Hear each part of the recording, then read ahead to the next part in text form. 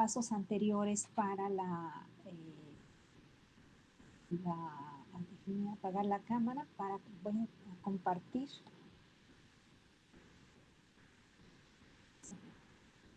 Para en la cuestión de la administración de los recursos humanos. Y ahora vamos a ver el tema de identificación del talento. Una pregunta que quería hacerles, jóvenes. ¿Desean que grabe la parte de la presentación? Únicamente esa parte de la presentación, mientras estoy presentándoles las diapositivas.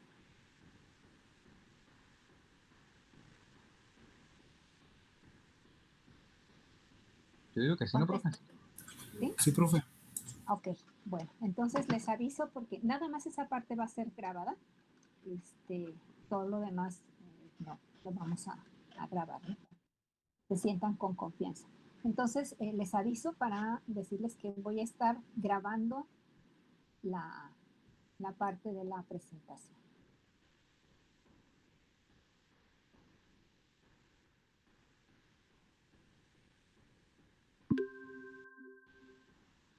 Bueno, creo que ya empezó. Bueno, estuvimos analizando los procesos antes de llegar a de la identificación del talento, y tiene una serie de actividades el Departamento de Recursos Humanos que son importantísimas para llegar al proceso de selección, ¿no? Por ejemplo, la información que se obtiene del análisis de puestos, la descripción de las tareas específicas, el nivel de desempeño que se requiere en el puesto, las necesidades, hacer un análisis, un plan del capital humano que requiere planear cómo vamos a necesitar, cuánto personal vamos a necesitar a corto y a largo plazo. Y de allí vamos a buscar los candidatos que van a cubrir la vacante, ¿no? Ya decíamos que principalmente será el personal interno, una selección interna de personal que es la más conveniente en primera instancia, y posteriormente estaremos recurriendo, si no alcanzamos a cubrir los requisitos del personal que necesitamos, con personal externo, ¿no? Gente que presente su solicitud para que pueda aspirar a un puesto, ¿no? Entonces, hemos hecho una serie de pasos que nos van a permitir encontrar a la persona ideal para cubrir el puesto que necesitamos, ¿no? Y son todos muy importantes estos pasos, que los hagamos de manera correcta, porque nos permitirá tener la información adecuada para realizar la contratación del personal idóneo.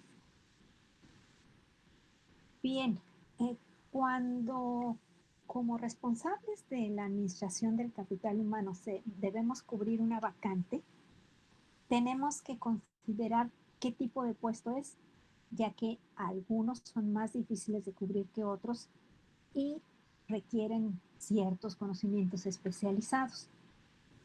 Cuando un puesto es difícil de cubrir, decimos que se trata de un puesto con una baja razón de selección.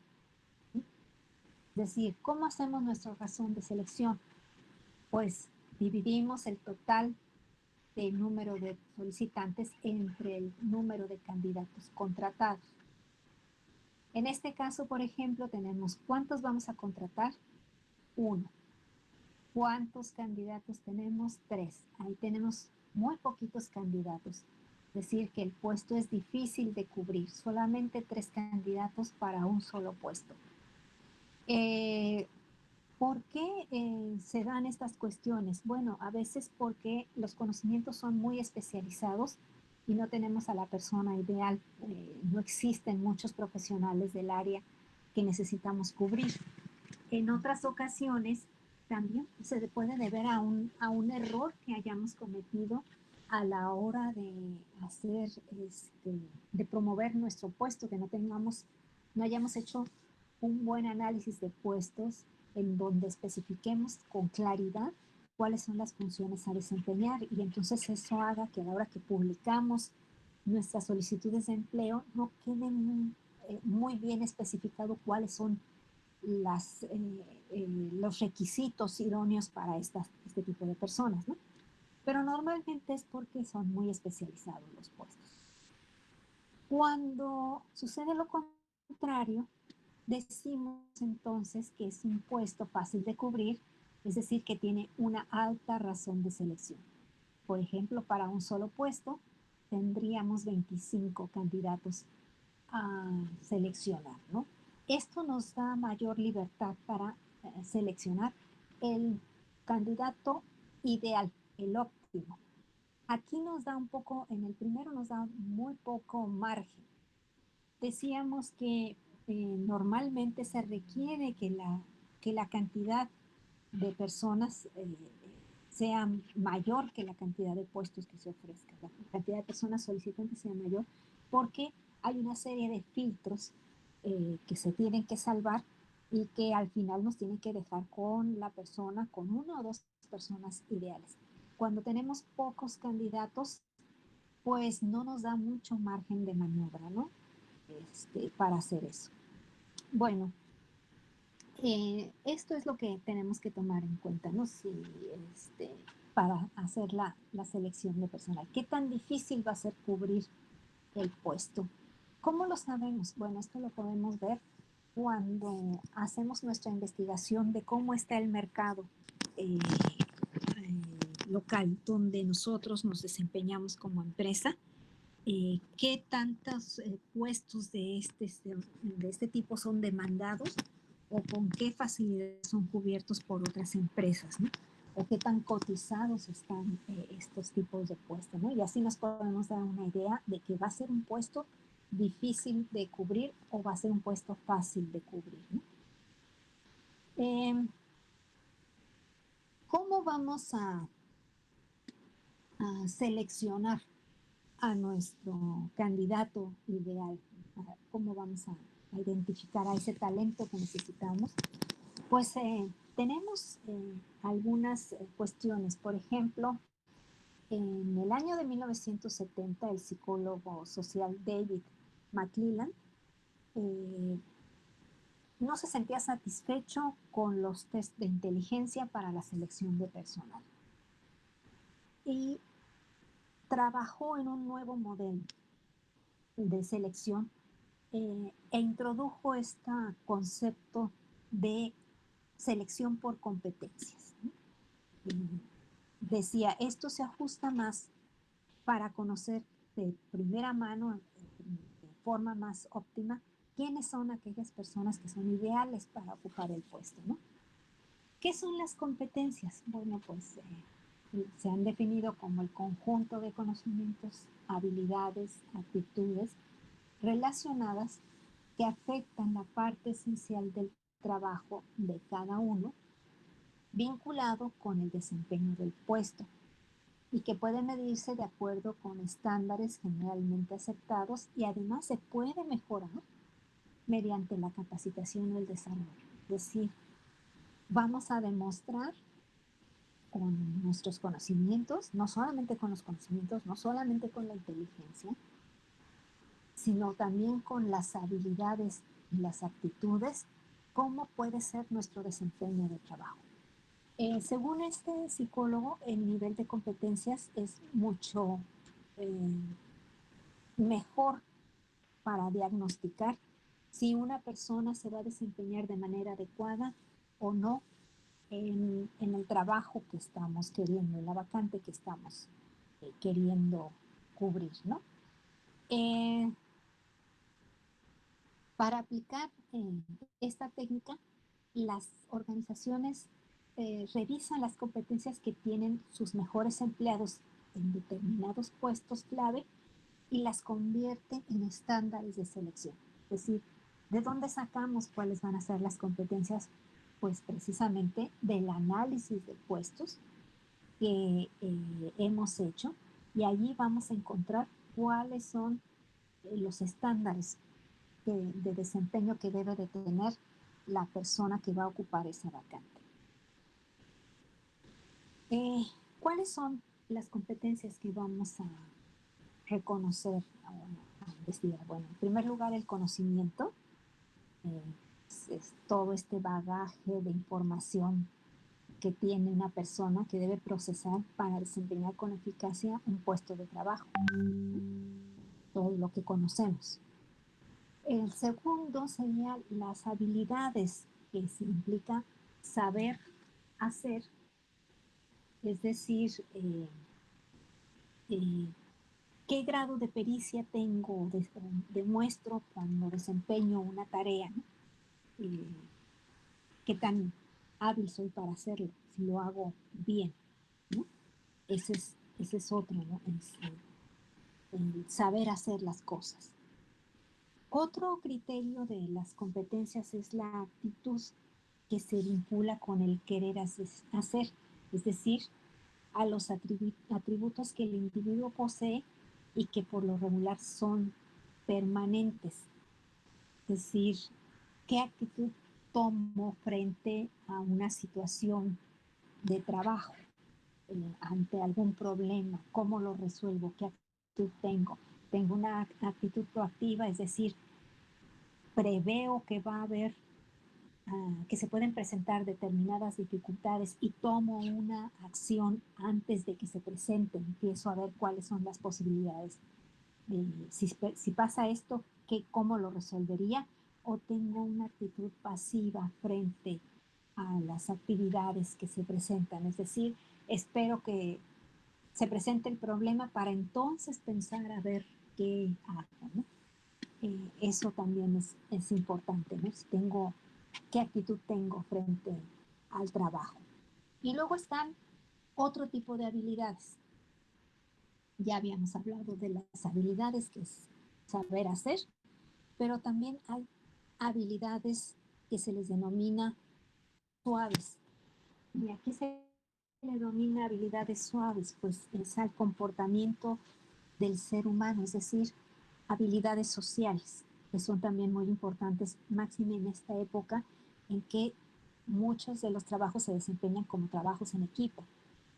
Y entonces las habilidades sociales son, por ejemplo, eh, la empatía, la sociabilidad, la facilidad de comunicación, la escucha activa, el trabajo en equipo, la adaptación al cambio, la capacidad para resolver problemas, la tolerancia a la presión, la asertividad, entre otras, ¿no? Es decir, una serie de actividades, de actitudes, de habilidades que desarrollo en mi sociabilidad con los otros seres humanos, ¿no? Recuerden que el trabajo realmente se desempeñan muchas horas dentro de la oficina y tengo que tener eh, mucha tolerancia, mucha empatía, mucha receptividad, porque voy a tratar con un gran número de personas que son totalmente diferentes a mí, pero con las que tengo que trabajar y trabajar en el mejor, creando el mejor ámbito posible, ¿no? Y por otro lado tenemos las habilidades duras, que son parte de los conocimientos que hemos adquirido a lo largo de los años de nuestra formación y también de nuestra experiencia profesional. Es decir, habilidades que son necesitadas, son requeridas para llevar a cabo una determinada tarea. Por ejemplo, podría ser la administración de personas o el razonamiento analítico o el manejo de la inteligencia artificial, dependiendo del campo, del ámbito de trabajo en el que me voy a desempeñar, la experiencia que he adquirido. Esas podrían ser algunas de las habilidades duras, que es más que nada muchos conocimientos y mucha experiencia que vaya yo adquiriendo, ¿no? Estas serían las cuestiones de las competencias que se buscan en la actualidad de personas. ¿Cuáles son eh, las implicaciones antes de empezar con los procesos de selección? El especialista en desarrollo de capital humano que va a encargar de contratar debe de tener una conciencia de la importancia de su labor y la certidumbre de que cualquier conducta que tenga poca ética, cualquier conducta poco ética que haga esta persona, va a repercutir en su contra. Es, hay que tener mucho cuidado, por ejemplo, en todas las empresas siempre hay un recomendado. Y yo como responsable de recursos humanos no quiero quedar mal con el jefe que vino, que es un superior, a decirme que trae este recomendado para contratarlo, ¿no? ¿Qué puedo hacer? Si yo soy una persona profesional del Departamento de Recursos Humanos, tengo que, aunque sea un recomendado y se va a contratar independientemente de sus competencias, de sus habilidades, de sus conocimientos, tengo que conocer cómo es esta persona, es decir, aplicarle las pruebas de idoneidad, hacerles la entrevista, verificar sus datos, exámenes, etcétera, y después mostrárselos y platicar con la persona que recomendó a esta persona. Si la persona que es recomendada no es la idónea, hacérselo saber. No porque no quiera que la contraten, ya tengo la orden de contratarla, ¿no? Por ejemplo. Pero que quede constancia de que ustedes hicieron el trabajo que deberían de haber hecho, que quedan los antecedentes de la persona y que si surge algún problema en el futuro, ya tiene conocimiento el que la recomendó y el Departamento de Recursos Humanos para tomar acciones, ¿no? Es decir, actuar de manera ética y profesional. Aunque te digan el mero, a este la vas a contratar, no importa que no sirva, ¿no? Ok, no sirve y quiero que conozcas cuáles son los problemas que tiene esta persona y te lo dejo a tu conciencia, ¿no? A tu forma. Es decir, actuar de manera profesional, ¿no? Lo mismo, yo como responsable de recursos humanos, no porque tenga un cargo de ese nivel, voy a meter a mis primos, al hermano, al cuñado, a todo mundo a trabajar en esa área. Es poco ético, ¿no? Y también en la cuestión de gratificaciones, obsequios, intercambio de servicios, que ponen en riesgo a la empresa y son totalmente poco éticos y reprobables. Entonces, esto hay que tenerlo en cuenta, actuar siempre con ética y responsabilidad. Aquí tenemos los pasos del proceso de selección. Bueno, el primer paso, muy sencillo, pues recibir las solicitudes de todo mundo, independientemente de si tienen habilidades o no, se van recibiendo todas las solicitudes que deberán ser revisadas y analizadas para ver quiénes sí son posibles candidatos para ser contratados. Una vez que se han recibido estas solicitudes y se han analizado, se seleccionan aquellas personas, aquellos de las solicitudes que van a hacer una prueba de idoneidad, a ver si es cierto, que pueden demostrar a través de diferentes instrumentos con los que se van a evaluar cómo están, ¿no? De esta prueba de idoneidad van a salir otros candidatos, ya van disminuyendo, para una entrevista de selección. Quienes salgan mejor en estas pruebas de idoneidad serán entrevistados ya para una selección, ¿sí? Y de allí, estos que pasen nuevamente este filtro de la entrevista, se verificarán sus datos y referencias.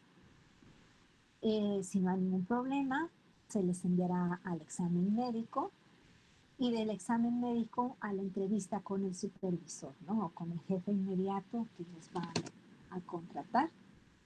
Y se le deberá dar una descripción realista del puesto para evitar falsas expectativas del solicitante, ¿no? Se le va a decir exactamente cuáles van a ser sus funciones para que no crea que va a ser otra cosa diferente, ¿sí? Aquí el que aspira a ser contratado puede decir, rechazar el puesto, es decir, ah, qué bueno que me dijeron aquí, aunque yo haya pasado todo esto, en realidad me doy cuenta que lo que ustedes están buscando que yo haga no es de mi agrado o no me conviene, ¿no? Aquí yo puedo rechazar el puesto. Eh, y es, aunque haya pasado por todo esto, es mucho mejor. Seguramente aquí tendrán otro grupo de personas que puedan pasar a las siguientes las fases. Y la última, la decisión de contratar. Es por eso que cuando tenemos una baja razón de contratación, pues estos filtros no nos van a dejar mucha opción, ¿no? Si nada más tenemos a 3 personas, pues tendríamos que hacer con las 3 este tipo de cuestiones hasta que encontremos, evaluemos después de todos estos datos cuál sería la persona ideal a contratar. No así cuando tenemos una alta razón de contratación en donde de 25 solicitantes podemos ir filtrando hasta encontrar al idóneo para ser contratado. Bien, vayamos adelante. En las pruebas de idoneidad, decíamos que son los instrumentos para evaluar la compatibilidad entre los aspirantes y los requisitos del puesto, ¿no? Eh, Algunos son, por ejemplo, exámenes psicométricos y otros serían ejercicios de simulación. Es decir, se le pone un problema que tenga que resolver, un problema real que sucede en la empresa y ver cómo lo resuelve, ¿no? Esos serían algunos tipos de exámenes. Vamos a verlo más adelante, ¿no? Para que elaborar los exámenes, necesitamos que estos exámenes sean válidos, especialmente las pruebas de inteligencia, ¿no? En esto hay que tener mucho cuidado. Eh, las pruebas test de inteligencia, se pueden comprar en empresas especializadas, pero son muy costosos si se compran por volumen. Si la empresa no tiene una gran contratación de personal, si solamente es un puesto el que se va a contratar y esperamos que no se desocupe otro hasta dentro de mucho tiempo, no vale la pena comprar estos paquetes de pruebas psicométricas. Lo que vale la pena es, si necesitamos hacerle un test de psicométrico, pues lo más económico sería contratar a un psicólogo industrial para que venga y aplique la prueba. Él seguramente tendrá una batería de pruebas que darán, validadas además, que darán el resultado que nosotros necesitamos si se le explica bien. Pero en general todas las pruebas deben de ser validadas, ¿no? ¿Cuándo se ve que la prueba tiene validez? Bueno, cuando las puntuaciones obtenidas tienen una relación importante con el desempeño de la función o con algún aspecto que sea importante para el puesto. Es decir, que evalúen realmente lo que va a desempeñar esta persona, qué habilidades o qué conocimientos deberá de tener la persona para aplicarlos en el trabajo, ¿sí? Porque de otra forma, si se le pregunta en una prueba de conocimientos cosas que no va a aplicar en el empleo, no tiene caso, ¿sí? No sirve, aunque diga, es que usted estudió para economista y quiero que me haga una matriz inversa, pero no la va a ocupar nunca en el trabajo, jamás la va a hacer. ¿Para qué le hago una prueba de un conocimiento que a lo mejor lo tiene allí un poco empolvado y que no va a utilizar? Y que además puede volver a, si se llegara a utilizar, lo puede desempolvar leyendo tantito y ya lo va a recordar. ¿Okay? Me refiero a que tiene que ser exactamente sobre lo que va a desempeñar, no sobre conocimientos generales, ¿no? A eso se refiere la validez de la prueba, ¿no? Y otra cosa que da la validez de la prueba es que tiene que dar, aplicándosela a la misma persona, al mismo grupo de personas, tiene que dar los mismos resultados a una persona. Si yo le aplico la prueba a una persona, un test de inteligencia a una persona, tiene que volverme a dar el mismo resultado y se la aplico dentro de un mes, dentro de 3, etcétera. Me tiene que estar dando los mismos resultados. Si no, quiere decir que no es válida la prueba. Bien, para ver la validez de la prueba, hay diferentes enfoques para validarlas. Unos son enfoques de demostración práctica y otros son de enfoques racionales, ¿no? Yo les voy a anexar una tablita donde diga, donde están las características de estos enfoques de demostración práctica y de demostración de racionales, ¿no? Donde se explica exactamente, ¿no? Las pruebas de demostración práctica, el enfoque de demostración práctica intenta relacionar la puntuación obtenida con un aspecto relacionado con el puesto que se va a desempeñar. Y los enfoques racionales se emplean cuando el número de sujetos es tan pequeño que no es posible proporcionar una muestra razonable de personas, es decir, son muy poquitas personas a las que se van a aplicar el examen, y este enfoque se consideran inferiores a los de la demostración práctica, ¿no? Son aceptables su validación cuando no es posible aplicar el enfoque de demostración práctica, ¿no? Y les decía yo que la prueba es confiable cuando arroja resultados similares una vez que se aplica al mismo individuo. Bien. Los tipos de pruebas psicométricas. En estos es para medir es un instrumento de medición de las cualidades psíquicas de los candidatos para ocupar un puesto. En identificación, en esta parte de la identificación y selección de personal, lo que se busca o lo que se evalúa son estas 4 dimensiones. En primer lugar, la inteligencia, coteja la edad mental y la cronológica. En estos tiempos modernos, en muchas ocasiones, la edad cronológica y la edad mental no coinciden. Es decir, que tenemos adultos de 30 años con un pensamiento o con una edad mental de un joven de 18. Ha bajado mucho. Tanto es así que la ONU ha considerado subir la edad de los jóvenes. Antes se consideraban menores de 30 años y ahora está considerando subirlo hasta los 32 años para considerar precisamente porque hemos tenido menos madurez mental, se ha encontrado menos madurez mental en las actuales generaciones. Es por el tipo de cultura que hemos tenido, es decir, alargan el número de años en las escuelas, lo que hace que al pasar más tiempo dentro de aulas los jóvenes adquieran una menor responsabilidad, puesto que todavía están prácticamente a cargo de sus padres, y no quiero decir que todos, sino una gran mayoría, y entonces no adquieren responsabilidad de adultos y no llegan a madurar como adultos, ¿no? Hasta edades muy tardías. Entonces, eso es uno de los aspectos que se prueba en las pruebas psicométricas, cotejar la edad mental y cronológica, por lo menos que no haya una disparidad como esto, ¿no? Con uno de una edad mental de 18 con una edad de 30 cronológica, ¿no? Es muy disparatado, ¿no? A lo mejor 1 o 2 años, bueno, pues no es tanta la diferencia.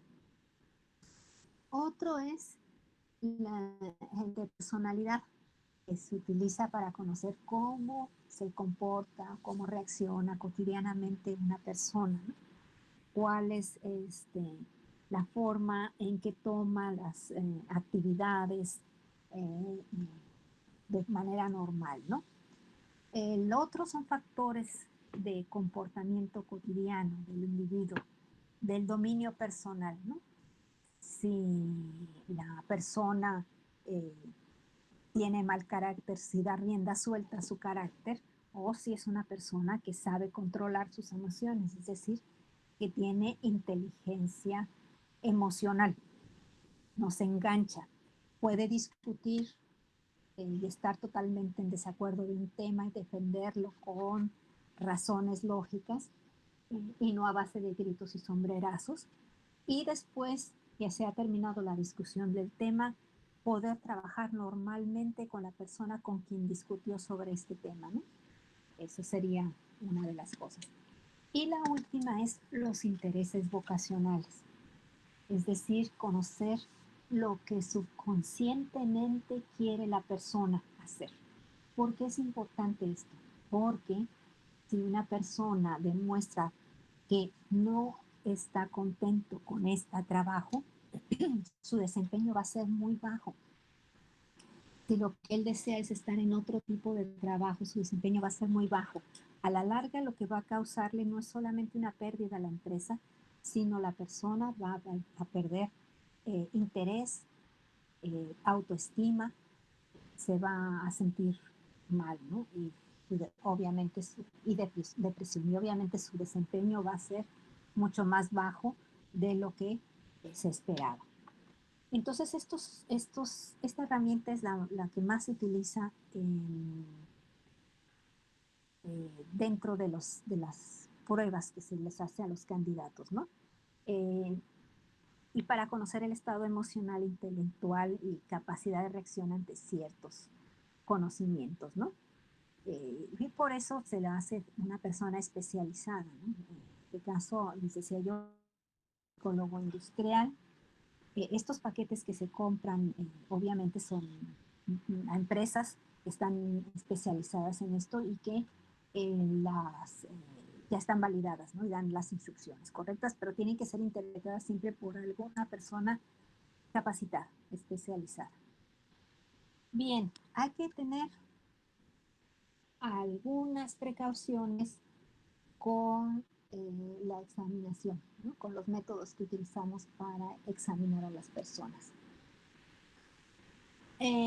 Si bien las pruebas psicológicas nos dan un perfil de la personalidad del candidato, resultan menos confiables, pero en el sentido de que la personalidad, estas pruebas de personalidad muchas veces no dicen gran cosa en relación al desempeño de la persona, ¿no? Entonces, no son tan confiables en ese sentido. No es que no sean confiables las pruebas psicológicas, sino que para la contratación, a menos de que tenga un desequilibrio mental muy grave, pues no es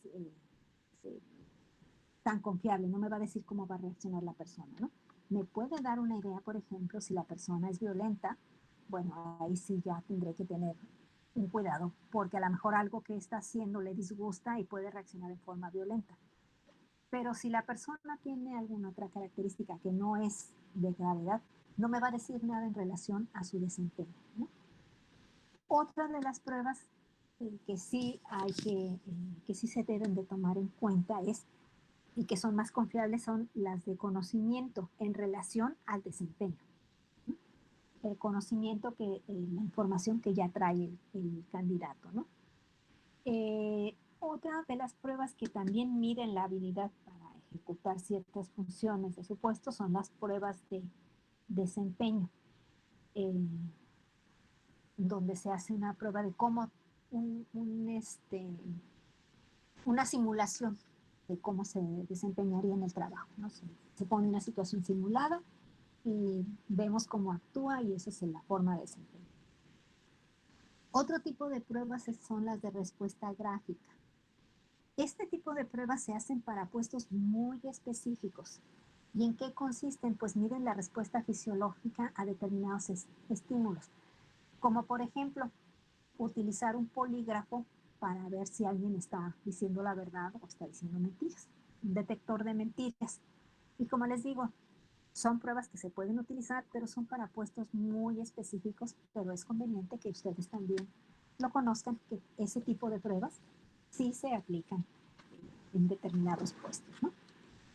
Las pruebas de carácter médico, bueno, pues estas van a decir, son de razonable exactitud, cuál es el estado general de salud de la persona que va a presentarse como candidato y pueden identificar ciertas características que podrían hacerlo recomendable o no para determinados puestos de trabajo, ¿no? O también, por ejemplo, se puede hacer una prueba sobre consumo de drogas, ¿no? Que es muy importante para verlo, ¿no? O qué tipo de medicamentos toma. Por ejemplo, hay personas que toman algún medicamento que claramente en las indicaciones dice que no se utilice si maneja maquinaria pesada, algún otro equipo. ¿Por qué? Porque la persona está ligeramente adormecida y no tiene sus reacciones son más lentas. Entonces, pues ya sabemos que esta persona, si tiene que manejar algún tipo de maquinaria, no podría ser candidato, no podría ser aceptado por esta condición. ¿Okay? Para eso nos sirven, ¿no? Este tipo de pruebas. Hay que ser flexibles, mantener una actitud flexibles. No es necesario que se hagan todo este tipo de pruebas en el mismo orden, sino que ver cuáles son las pruebas que necesitamos para el desempeño. Yo sí recomiendo las de carácter médico, no porque se discriminen, pero por ejemplo, sobre todo el consumo de drogas es muy importante. El consumo de drogas vuelve a las personas impredecibles, ¿no? Cuestión. Pero sí es necesario que toda persona que va a ser contratada pase por algún tipo de pruebas, ¿no? Con sus reservas. Bien, el siguiente paso después de haber hecho estas pruebas de idoneidad está la entrevista de selección, que no es otra cosa más que una conversación que está conducida para evaluar qué tan idóneo es la persona que solicita el puesto. Y el entrevistador se fija objetivos, responder a dos preguntas de manera general. ¿Puede este candidato desempeñar el puesto? Y la otra es, ¿cuenta con las competencias necesarias que se requieren en el puesto? Por lo que la entrevista debe de estar encaminada a responder estas dos preguntas. Una técnica de selección que más se utiliza en el mundo, especialmente de habla hispana, aunque en general en todo el mundo se utiliza esta técnica de selección para contratar a una persona. Para que los resultados sean confiables, se necesita que las conclusiones no varíen de entrevistador a entrevistador. ¿Por qué digo de entrevistador a entrevistador? Porque en algunas técnicas de entrevista hay la tradicional que conocemos de uno a uno, una persona que entrevista a un entrevistado, pero también hay una entrevista de panel. En algunas veces, en algunas empresas se utiliza entrevista de panel, es decir, 2 o 3 personas entrevistan a una sola persona. ¿Sí? O puede ser una entrevista grupal de 2 personas entrevistadas por una sola persona al mismo tiempo, ¿no? Pero al final, cuando se haga la evaluación o las conclusiones a las que se lleguen, no debe de variar. Si son 2 entrevistadores, las conclusiones a las que deben de llegar ambos deben de ser la misma para que no haya disparidad, para que sea válido, ¿no? Si uno opina que sí es idóneo y el otro dice que no, pues aquí ya tenemos un problema, ¿sí? ¿Qué tipo de entrevista llevaste tú o qué cuestionamientos llevaste que no te dieron los mismos resultados, ¿no? Entonces, el responsable de recursos humanos tiene que tener mucho cuidado con seleccionar a la persona que va a hacer la entrevista y debe darle bien los lineamientos al que va a entrevistar, al entrevistador, de cómo se debe de conducir y qué preguntas debe de hacer, qué tipo de entrevista tiene que hacer. Hay varios tipos de entrevistas. Como les decía puede ser de 1 a 1, de panel o 2 personas al mismo tiempo, ¿no? Es posible hacerse dependiendo de las políticas de la empresa. Pero también existen entrevistas. ¿Cómo hacer las entrevistas? Existen entrevistas no estructuradas, es decir, no se escriben las preguntas propiamente que se le va a hacer al entrevistado. Y no es que se esté improvisando, se lleva un guión con puntos generales que se quiere conocer de la persona que se va a entrevistar, pero no se llevan formuladas las entrevistas. Y en el transcurso de esta plática, que es una plática formal, se va intercambiando información y entonces la información que recibe el entrevistador puede hacer que cambie la línea que traía originalmente, ¿no? O también puede hacer que no la desvíe de la línea que trae el entrevistador, ¿no? Van surgiendo a lo mejor nuevas preguntas conforme van conversando, nuevas preguntas que enriquecen la entrevista para el entrevistador. Otro tipo de entrevistas son las estructuradas. Aquí se redactan una serie de preguntas que son iguales para todo el mundo. La primera, la entrevista no estructurada, tiene variaciones dependiendo de la persona a la que se entreviste. En la entrevista estructurada es la misma entrevista para cualquiera de las personas, cualquiera de los candidatos que se van a entrevistar. Y todos tienen que responderla por completo, ¿no? Ya se llevan las preguntas hechas y no hay ninguna variación en las preguntas. O la entrevista mixta, esta modalidad en que combino las entrevistas no estructuradas con la estructurada y eso me da mayor información, ¿no? Añade más información para tomar una decisión sobre la contratación del personal. También existen las entrevistas conductuales o de solución de problemas, en donde se centran en ponerle una serie de asuntos o situaciones, plantearle al entrevistado una serie de asuntos o situaciones, esperando que el solicitante las resuelva.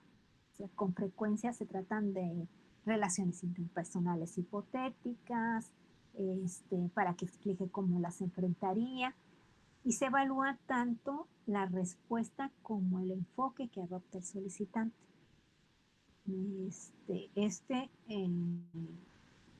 Tipo de entrevista, bueno, es para un campo muy limitado, ¿no? En ciertos puestos de mucho trato al público, ¿no? Sobre todo para los vendedores, ¿no? Que no se alteren porque la señora le dijo que no quería esa talla, sino quería la otra talla, una intermedia que no existe y que el vendedor ya le haya dicho como 20 veces la misma, que no existe esa talla intermedia que dice la señora, sin que se enoje, ¿no? Entonces, para ese tipo de entrevista conductual, ¿cómo reaccionaría, no? Que no termine aventándole el vestido a la señora y diciéndole vieja, gorda y loca, ¿no? Esas serían las entrevistas conductuales para ver cómo soluciona una situación hipotética.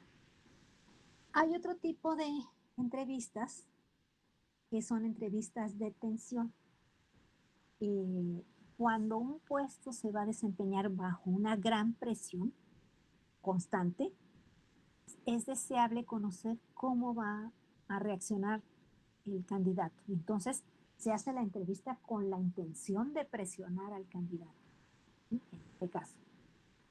Para ver, sí, Profe, dígame. disculpe, este tipo de entrevistas, me imagino que se hace para cierto puesto, Claro, ¿no? sí. Y, por ejemplo, ¿se pueden hacer varias entrevistas o combinar todas? No es recomendable, depende del tipo de puesto que va a ocupar. Normalmente en puestos en donde no requieran conocer la conducta de la persona, como por ejemplo este es más para personas que están de cara al público, por ejemplo, o alguna situación de este tipo, y esta sería para gente pues más, otro tipo de puestos que no tiene tanta reacción frente al público, ¿no? Puede ser esta o esta. ¿no? Cualquiera de estas tres. Estas dos sí se pueden combinar y se convierten en esta entrevista mixta. Pero si el puesto requiere manejarse en situaciones de mucha presión, por ejemplo, un médico en una sala de emergencia, ¿cómo actuaría frente a en un caso hipotético que tiene que tomar decisiones instantáneas bajo mucha presión? Se tiene que ver la claridad de pensamiento. No es recomendable que se lo haga este tipo de entrevista a una persona que va a estar sentada en su escritorio y que los problemas que le van a llegar no van a ser tan complicados. ¿Me explico? O inclusive una persona con problemas de hipertensión Claro. que le puede afectar en la toma de decisión. Sí, claro, claro, sí. Así es, también. Entonces, depende del puesto, es más, la entrevista es más de acuerdo al puesto que se va a desempeñar, para ver si tiene las habilidades, si tiene la capacidad para afrontar ese tipo de situaciones. Ok, ¿Eh? gracias. No hay de qué. Bueno, existen también las entrevistas por competencias y esto sirve para que asegurarse de contratar o de contar con el personal calificado y competente. Aquí lo que se trata es identificar comportamientos que ocurrieron en el pasado reciente, no hace 5 años, sino hace 6 meses, que sean exitosos y que permitan predecir el desempeño adecuado en un cargo específico. Por ejemplo, en una entrevista de este tipo, te podrían preguntar, mencione alguna situación difícil que haya enfrentado en su trabajo y cómo la pudo solucionar. Y entonces aquí, esta entrevista por competencias ya considera los conocimientos, las habilidades, las actitudes y los valores, ¿no? O te preguntan, por ejemplo, eh, ¿puede mencionar una sugerencia, una idea que usted haya propuesto a un supervisor o a su jefe y que la haya aceptado en el transcurso de los últimos 6 meses? Son de ese tipo de entrevistas. Es decir, son entrevistas para ver cómo ha sido tu desempeño, qué has hecho y que le permite al entrevistador conocer cuál va a ser tu desempeño futuro, ¿no? Viendo cómo respondes a ese tipo de preguntas. En este tipo de entrevistas por competencias, lo que más se valora del candidato es el entusiasmo por trabajar, la capacidad de adaptación a la nueva empresa, la orientación a los servicios de los usuarios, la empatía o facilidad para entender las necesidades de los demás, la capacidad de aprendizaje, la flexibilidad para adaptarse a cambios, el trabajo colaborativo y la actitud positiva. Eso es lo que en esta entrevista de competencias más se valora, ¿no? Y se trata de encontrar. Bien, ¿cuál es el proceso de la entrevista? Tenemos un primer proceso que es lo principal, la preparación del entrevistador. El entrevistador no puede llegar sin saber nada de la persona que va a entrevistar. Tiene que tener una preparación en el sentido de que tiene que haber leído las solicitudes de las personas que presentaron sus documentos. Si tiene documentos que acompañan probatorios acompañantes de la solicitud, haberlos revisado y conocer perfectamente y llevar ya bien preparado qué tipo de entrevista va a ser. Si va a ser una no estructurada, como le decía, llevar el guión de lo que va a preguntar. Si es una entrevista estructurada que lleva ya preguntas, ver el tono que le va a dar a las preguntas para que obtenga la respuesta del entrevistado, ¿no? Eso es lo principal. Bueno, y como les digo, tiene que ser muy cuidadoso el personal de recursos humanos en seleccionar al entrevistador. Ahorita vamos a ver algunos errores del entrevistador, ¿no? ¿Qué tiene que hacer una vez que el entrevistador ya está preparado y va a recibir a la persona?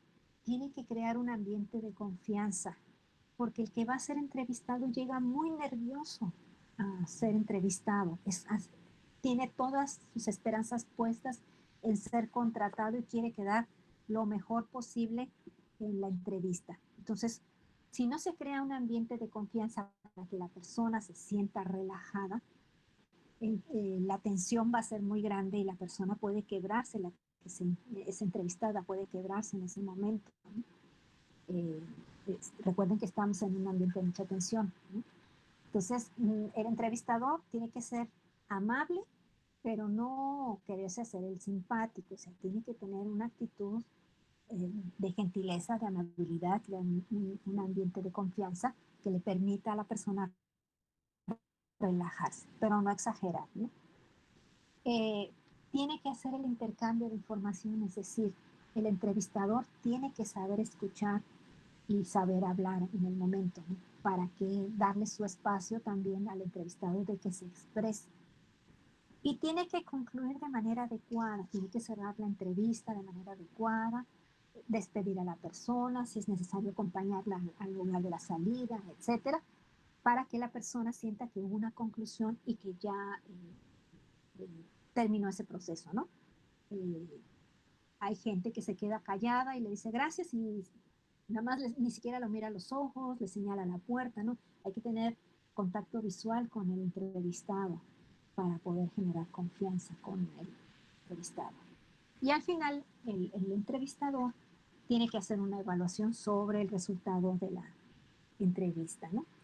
Es importantísimo que el entrevistador no hable de temas ajenos a la entrevista profesional.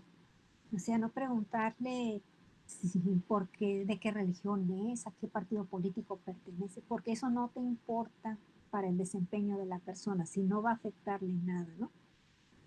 Son elementos que no deben de interferir ni en su desempeño, ni tampoco deben ser restrictivos para la contratación del personal, ¿no?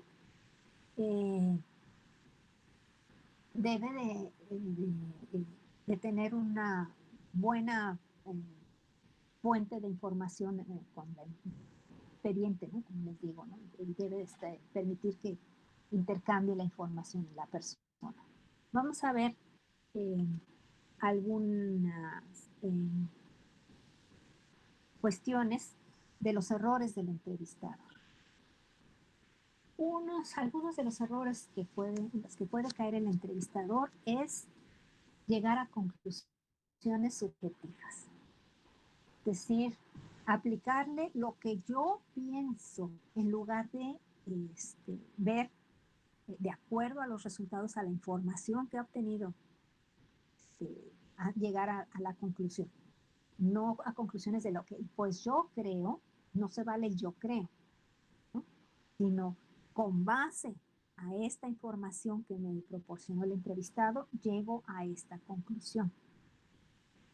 Tampoco se valen las preguntas sesgadas, ya sea de guiar a la persona que está entrevistando para que responda de determinada manera, porque a esta persona me cayó muy bien y yo quisiera contratarla, así es que la voy a guiar para que conteste todo bien, o de me cayó muy mal y voy a hacer que cometa esta serie de errores, ¿sí? No debe de hacer esas preguntas sesgadas. Tampoco deben de intervenir sus prejuicios personales.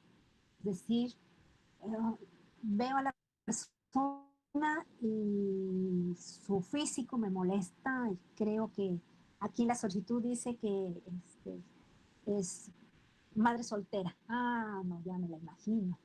Va a coquetear con todos los de la oficina y se va a hacer. Tengo un prejuicio y lo aplico, no se vale, ¿no? Y tampoco debo ser la estrella de la entrevista, el entrevistador no debe ser la estrella de la entrevista, no tiene que dominar la entrevista, ni jactarse de lo que hace, ni de cuánto es apreciado en la empresa y que por eso está allí, nada. Tiene que intercambiar información, pero información que le lleve a conocer cuáles son las capacidades, habilidades, actitudes de la persona que está entrevistando. Y no debe de acaparar la conversación, ¿sí? Debe de ser un intercambio de información con el entrevistado, ¿sí? Ahora, el entrevistado también tiene sus errores, también comete algunos errores. Por ejemplo, el empleo algunas técnicas de distracción. Y algunas veces porque siente que es muy cotizado y digo, ay, no, como que no me interesa el puesto. Voy a hacer como que no me interesa mucho, que ya tengo otros lugares a donde ir y como si me contratan bien y si no, ni modo. Así para que no crean que estoy muy ansioso del trabajo. Ojo, si ven esa actitud en una persona que va a pedir trabajo, lo más probable es que diga, ah, no le interesa el puesto, a lo mejor no lo contratamos. Tan, tan, ¿no? Tengan cuidado con el tipo de actitudes que llevan, ¿no? Eh, también por el exceso de nerviosismo, tiene una tendencia de hablar y hablar y hablar y hablar. Hablar en exceso sobre temas irrelevantes, lo mismo que el entrevistador. No deben de controlar esa verborrea que suele salir con los nervios. Hablar lo necesario de lo que se le está preguntando. Tampoco es bueno que se jacte de los logros del pasado. No es bueno que presuma de lo que hizo en la otra empresa cuando sí tiene que hablar de los logros cuando le están haciendo una pregunta específica para eso, pero tampoco tiene que exagerar o hacerlo demasiado. A nadie le gusta una persona presuntuosa, porque generalmente la percepción que va a tener el entrevistador es que la persona que me está presumiendo tanto es un fanfarrón, es decir, una persona que exagera las cosas, ¿sí? Y que por lo tanto muy probablemente me esté diciendo algunas mentiras sobre esos logros del pasado. La otra cosa que es tendencia del entrevistado, puede ser por el mismo nerviosismo, es a no escuchar lo que se le está diciendo o preguntando, ¿sí? Interrumpir a la persona que lo está entrevistando cuando está a la mitad de la pregunta y no ha terminado de decirle la pregunta. Tiene que refrenar ese impulso de contestar que tenemos todos antes de tiempo. ¿Sí? Hay que esperarse a que nos completen toda la pregunta o que nos digan todo el argumento que nos está diciendo la persona y entonces responder, ¿sí? No adelantarse. Y en general es no prepararse adecuadamente para la entrevista. Uno debe de ir ya pensando qué cuestiones probablemente nos vayan a preguntar y de qué vamos a hablar y de qué vamos a limitarnos a dar información, siempre y cuando que no sea relevante, ¿no? Para el puesto que se está solicitando, ¿no? Tener una buena actitud, no llegar de malitas porque ya me hicieron esperar muchas horas, ¿no? No se pongan de malas. Ustedes van a pedir un trabajo, tienen que ponerse en la mejor disposición, no tienen otra cosa que hacer. Si ya los citaron para esa entrevista y los están reteniendo porque están entrevistando a otros antes que usted, no tienen que desesperarse, levantarse e irse o llegar de malas a ver por qué no los han recibido antes, ¿no? Eh, a eso se refiere, ¿no? Irse bien preparado para la entrevista, con buena actitud, etcétera. ¿Cuáles serían los siguientes pasos? Bueno, vamos a regresarnos a los pasos de la selección. Ya sería, una vez que se pasó la entrevista de selección, verificar los datos y las referencias.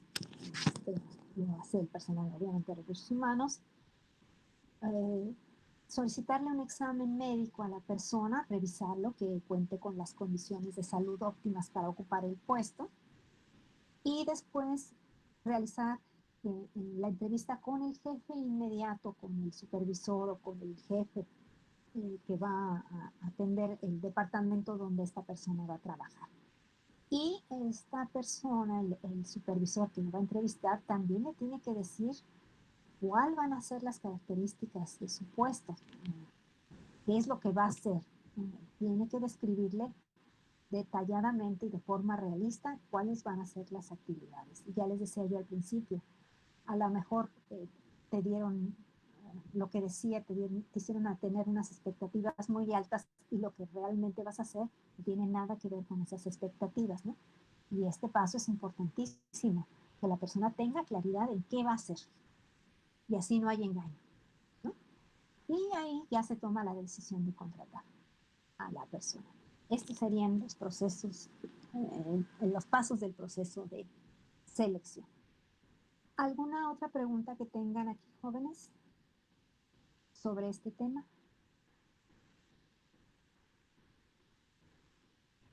Parece que todo bien, profe. Ya no tengo ninguna. Bueno, ok, voy a dejar de grabar.